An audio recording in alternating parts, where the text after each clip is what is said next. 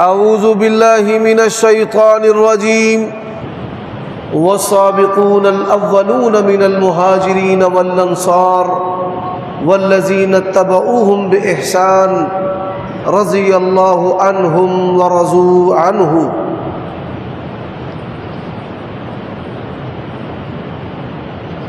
آج کے خطبہ جمعہ میں میں صحیح بخاری میں سے ایک حدیث آپ کو سنانا چاہتا ہوں۔ امام بخاری رحمہ اللہ نے صحابہ کرام رضوان اللہ علیہ مجمعین کے فضائل کا کتاب قائم کیا ہے، جس کے اندر سب سے پہلے وہ ابو بکر صدیق رضی اللہ تعالیٰ عنہ کے فضائل لے کر آئے، پھر عمر بن خطاب رضی اللہ تعالیٰ عنہ کے فضائل، اور پھر اس کے بعد عثمان بن عفان رضی اللہ تعالیٰ عنہ کے فضائل۔ یہ حدیث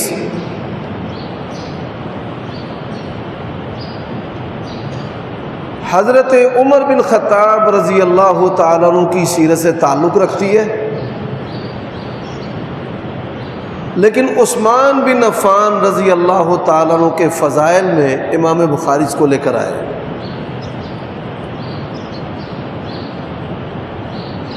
بڑی دلچسپ، ایمان افروز اور اپنے اندر نصیحتیں رکھنے والی یہ حدیث ہے۔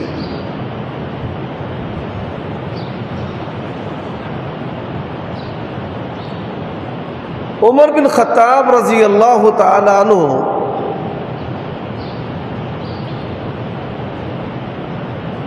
لوگوں کی مصلحت کے ساتھ جو امور تعلق رکھتے تھے ان پر بڑے حریص تھے۔ ایسے کام جن میں اجتماعی طور پر مسلمانوں کا اور انسانوں کا فائدہ۔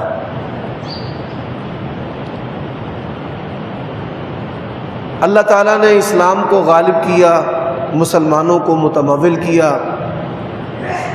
اور امیر المومنین عمر بن خطاب رضی اللہ تعالیٰ عنہ کے دور میں مسلمانوں کے گھرانوں میں سے کوئی ایک گھر اور کسی گھر کا ایک فرد بھی ایسا نہیں تھا جو زکوٰۃ لینے والا ہو، سب زکوٰۃ دینے والے تھے اللہ کے فضل سے۔ لباس اچھا، گھروں میں نعمتیں، تو انہوں نے اس بات کو پسند کیا کہ ہماری جو عورتیں چکیاں پیستی ہیں، میں یہ مشقت بھی ان سے چھڑوانا چاہتا ہوں۔ عبادت کی طرف وہ راغب ہوں، ذکر، اذکار، نماز۔ تو انہوں نے کہا کہ ہم مدینے میں ایک بڑی چکی لگاتے ہیں جس پر لوگ اپنا آٹا پیسیں، اور وہ جو چکی ہے ہاتھ کی بجائے خچر کے ساتھ اس کو چلایا جائے، جس کو ہم اپنی زبان میں خراس کہتے ہیں۔ ابو لولو فیروز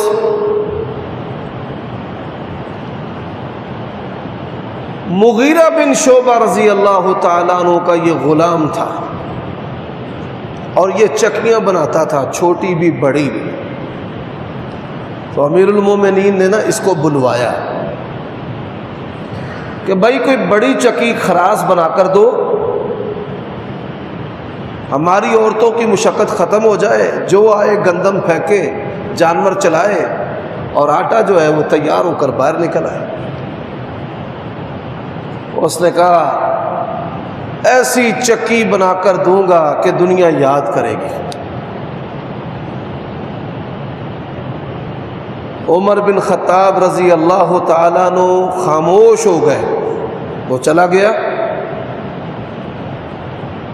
حدیث میں حضرت نے فرمایا کہ اس بندے نے مجھے قتل کی دھمکی دی۔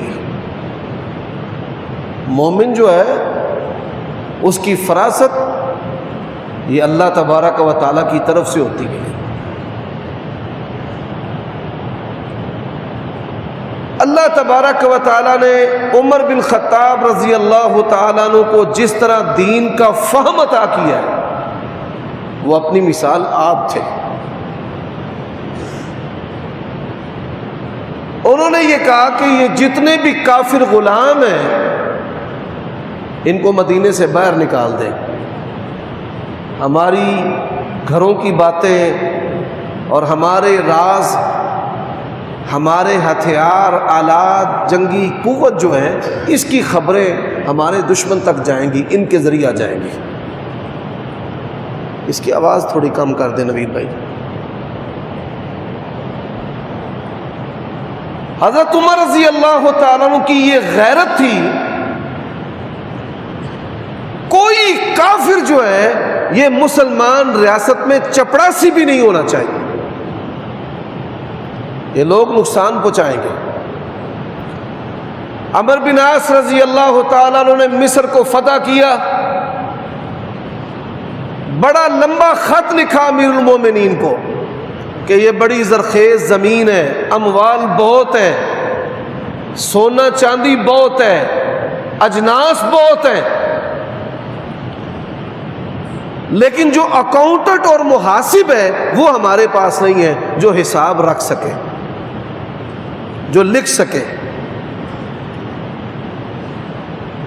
حضرت عمر رضی اللہ تعالیٰ نے آدھی سطر کا جواب دیا، فرمانے لگے وعلیکم السلام ورحمۃ اللہ، من امیر المؤمنین عمر بن الخطاب الى عمرو بن العاص کل امورک الی اللہ ومات النصرانی۔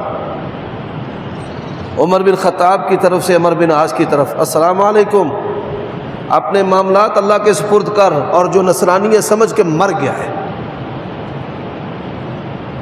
نصرانی کو اکاؤنٹنٹ بھی نہیں رکھنا۔ حضرت عمر رضی اللہ تعالیٰ عنہ یہ کہتے تھے صحابہ کرام کو کہ آپ ان لوگوں کو چھوڑ دیں اور یہاں سے نکال دیں۔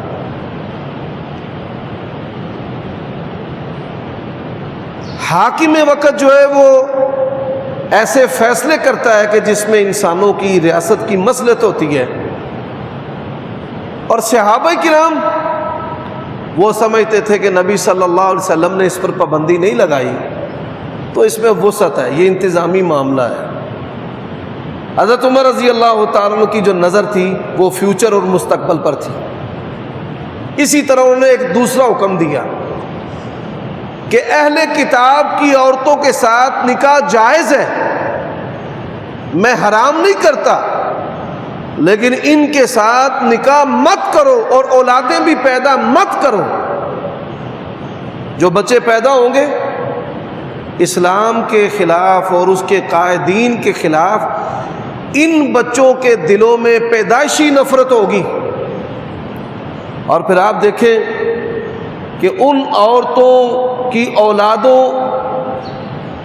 نے اسلام کے اوپر بڑے بڑے مظالم ڈھائے، اور آج انہی کی اولادوں نے صحابہ کرام، سید عائشہ، ابو بکر، عمر، عثمان، ایسی جو مقدس ہستیاں ہیں ان کے بارے میں بڑی زبان درازیاں کی۔ اس نے کہا جی حضرت میں یہو جی چکی بنا کے دیا گا کہ دنیا یاد کرے گی۔ ساتھیوں نے کہا افلا نقتلہ، ہم اس کو قتل نہ کر دیں۔ اللہ اکبر، کیسے عظیم آدمی تھے، کتنا ان کا اللہ پر بھروسہ تھا، اور وہ کتنے بے خوف تھے، اور وہ کتنے شریعت کے پابند تھے۔ کہنے لگے جو میری موت مقرر ہے اس سے پہلے دنیا کا کوئی بندہ مجھے مار نہیں سکتا، اور اللہ کی جو شریعت ہے وہ اس طرح کی دھمکی اور اس طرح کے جملوں پر کسی کے قتل کی اجازت نہیں دیتی۔ کوئی بات نہیں۔ اچھا چند دن گزرے، حضرت عمر رضی اللہ تعالیٰ عنہ فجر کی نماز خود پڑھاتے تھے، اور حدیث میں اکثر فجر کی نماز میں سورۃ یوسف اور سورۃ النحل ان دو صورتوں کی تلاوت اکثر عمر بن خطاب رضی اللہ تعالیٰ عنہ فجر کی نماز میں کرتے تھے، پہلی رکعت میں تھے۔ اللہ اکبر کا اللہ اکبر، اندھیرے میں چھپا ہوا تھا قبلہ کی طرف، دو دھاری خنجر کے ساتھ اس نے حضرت عمر رضی اللہ تعالیٰ عنہ کے پیٹ پر پے در پے وار کرنے شروع کر دی۔ آپ غور کیجئے، ان لوگوں کو ایمان جان سے بھی پیارا تھا اور نماز جو ہے وہ بھی جان سے پیاری تھی۔ حضرت چاہتے نماز توڑتے، اس کو پکڑ لیتے، اس کا ہاتھ روک دیتے، لیکن وہ ایسے نماز پڑھتے رہے، خنجر مارتا رہے۔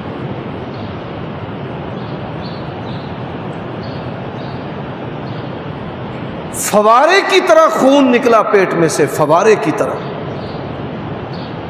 حضرت عمر رضی اللہ تعالیٰ عنہ دوران نماز ہی بے ہوش ہو کر مصلی پر گر گئے۔ عبد الرحمن بن عوف رضی اللہ تعالیٰ عنہ وہ پیچھے تھے، وہ فٹافٹ سے آگے بڑھے، یعنی اس نے تب تک خنجر نہیں روکا کہ جب تک تسلی نہیں کر لی کہ حضرت اب گر گئے، ان ڈگ پہنے خون نہیں اٹھن لگے، مر گئے، شہید ہو گئے۔ اللہ اکبر۔ حضرت عبد الرحمن بن عوف رضی اللہ تعالیٰ عنہ آگے بڑھے، انہوں نے مختصر نماز پڑھائی، اس نے بھاگنے کی کوشش کی، 13 صحابہ کرام کو زخمی کیا، جن میں سے 7 صحابہ کرام شہید ہو گئے۔ پھر اس کے اوپر ایک تمبو ڈالا اس کو پکڑنے کے لیے، جیسے ترپال ہوتی ہے نا، اس کے اوپر ایسے ڈال پکڑ لیا۔ پھر اس نے اپنے حلق میں وہ خنجر مار کر اپنے آپ کو بھی قتل کر۔ حضرت جو ہے ان کو اٹھایا گیا، اٹھا کر ان کے گھر لے گئے۔ اب باتیں سننے والی ہیں۔ ہوش میں آئے، سب سے پہلا سوال کیا کہ مجھے کس نے قتل کیا ہے، مارا کس نے ہے، یہ خنجر کس نے مارے ہیں؟ فلاں مجوسی نے۔ کہتے ہیں اللہ تیرا شکر ہے کسی مسلمان نے یہ حرکت نہیں کی۔ دوسرا انہوں نے کیا کہا، عمر کی اولاد میں سے میرے مرنے کے بعد حکومت کا کوئی عہدہ کسی کو نہیں دینا۔ وہ اللہ کی قسم ہے 10,000 مرتبہ یہ کائنات تباہ ہو کر دوبارہ بن جائے، عمر بن خطاب جیسا کوئی ہو سکتا ہے؟ کہا۔ اور پھر حضرت کی اولاد اور ان کے پوتے اتنے خوبصورت، دنا، متبع سنت، مفتی، حدیث کے عالم، بڑے بڑے عہدے اور بڑی بڑی ذمہ داریاں ان کو پیش کی گئیں۔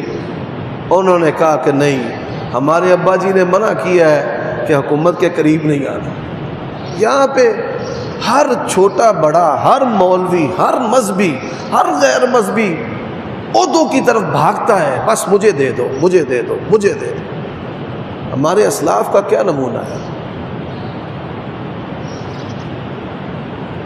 حضرت عمر رضی اللہ تعالیٰ عنہ کی اولاد بھی قریب نہیں آئی،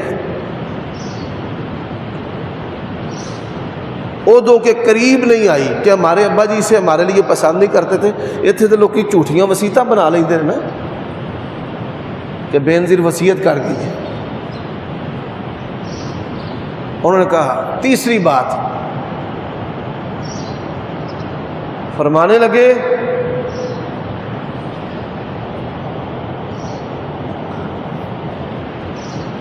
میری یہ خواہش ہے کہ میری قبر بھی اللہ کے نبی کے ساتھ بنے۔ سید عائشہ کے پاس جاؤ، یہ نہ کہنا امیر المومنین نے کہا ہے، اب میں امیر المومنین نہیں ہوں، جا کر یہ کہنا عمر بن خطاب نے کہا ہے، عمر بن خطاب، میرے منصب کا ان کے اوپر کوئی دباؤ نہ آ جائے۔ یہ نہ کہنا کہ امیر المومنین نے کہا ہے، یہ کہنا کہ عمر بن خطاب نے کہا ہے۔ عبداللہ بن عمر کہتے ہیں میں گیا تو اماں عائشہ بھی رو رہی تھی. وہ فرماتی ہیں آج اللہ کے نبی کی وفات کے زخم پھر تازہ ہو گئے. انہوں نے کہا کہ میرے ابا کی خواہش ہے کہ میری قبر نبی پاک کے ساتھ بن جائے. سید عائشہ فرماتی ہے خواہش تو میری تھی کہ ایک میرا باپ ہے اور ایک میرا خاوند ہے. وہ کیسے عظیم لوگ تھے. ایثار. انہوں نے کہا میری خواہش تھی گھر میرا ہے، ایک قبر میرے خاوند کی ہے رسول اللہ صلی اللہ علیہ وسلم، ایک قبر میرے باپ کی ہے ابو بکر صدیق، اور تیسری میری ہو. لیکن عمر بن خطاب کی اتنی خدمات اور اتنی شان ہے، میں خوشی سے اجازت دیتی ہوں کہ وہ یہاں ان کی قبر بن جائے. جب آ کے بتایا نا بڑے خوش ہوئے. کہتے ہیں میری میت کو اٹھانے سے پہلے نا پھر ایک دفعہ پوچھ لینا. ابھی وہ رو رہی تھی، جذباتی تھی، تو شاید اجازت دے دی. حضرات میں اس حدیث کو پورا سنانا چاہتا ہوں اختصار سے، اگرچہ بڑی لمبی حدیث ہے. ایک نوجوان آیا جو ان کا بھتیجا لگتا تھا برادری میں. اس نے کہا امیر المومنین آپ سے اللہ بھی راضی، رسول اللہ بھی راضی، ابو بکر بھی راضی، سارے انسان راضی، کوئی ایک جانور بھی آپ پر ناراض نہیں. جو لوگ گوگل استعمال کرتے ہیں، انٹرنیٹ استعمال کرتے ہیں، دنیا میں سب سے پہلے جانوروں کی خوراک اور پرندوں کو دانہ ڈالنے کا انتظام بھی عمر بن خطاب نے کیا. جہاں برف باریاں ہوتی تھیں، پرندوں کو دانے نہیں ملتے تھے، تو حضرت نے کہا وہاں پہ دانہ پھینکو تاکہ یہ اللہ کی مخلوق جو ہے یہ رزق کی تنگی کا، بھوک کا، موت کا شکار نہ ہو جائے. یعنی کوئی پرندہ بھی حضرت پر ناراض نہیں تھا. اس نے کہا سبحان اللہ. حضرت فرمانے لگے تو یہ بات کرتا ہے میرا رب مجھے برابری پر چھوڑ دے تو میں یہ سمجھتا ہوں کہ اس کا مجھ پر بہت بڑا فضل ہے. فلما ولا جب جانے لگا فرمایا علی بالغلام، اس لڑکے کو میرے پاس واپس بلاؤ. اچھا وہ لڑکا واپس آیا، کہنے لگے تیری سلوار جو ہے یہ ٹخنوں سے نیچے ہے، اس کو اوپر کر، تجھے نہیں پتہ یہ تیرے نبی کی سنت ہے. آپ حالت دیکھیں اور سنت کی محبت دیکھیں اور پھر دعوت دین دیکھیں. اللہ تعالیٰ سے دعا ہے اللہ ہمیں بھی موت تک دین پر قائم اپنے آپ کو رکھ کر اس کی دعوت اخلاص کے ساتھ دینے کی توفیق عطا فرمائے. میں انہی الفاظ پر اکتفا کرتا ہوں. اقول قولی ھذا واستغفر اللہ لی ولکم ولسائر المؤمنین والمؤمنات فاستغفروہ انہ هو الغفور الرحیم.